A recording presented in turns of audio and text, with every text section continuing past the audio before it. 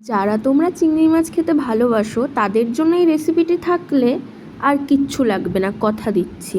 সেই দিনকে বাড়িতে বানিয়েছিলাম কচু পাতার চিংড়ি, যা অসাধারণ হয়েছিল।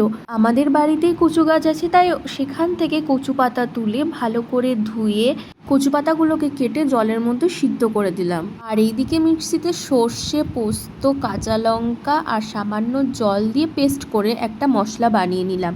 আর এদিকে কচু পাতাটা জলের মধ্যে ফুটছিল। এরপর জল ঝরিয়ে কচু পাতাটাকে লেবু দিয়ে ভালো করে মেখে নিতে হবে, যাতে খাবার সময় গলা না ধরে।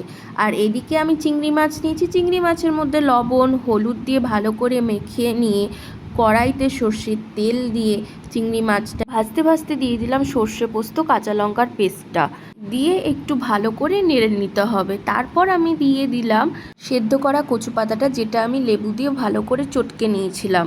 আর চিংড়ি, সর্ষে বাটা, পোস্ত বাটা আর কচু পাতাটাকে ভালো করে কড়াইতে কষাতে হবে। এবার এক এক করে দিয়ে দিলাম লবণ আর হলুদ দিয়ে নেড়ে নিয়ে মশলা ধোয়া জলটা দিয়ে দিলাম।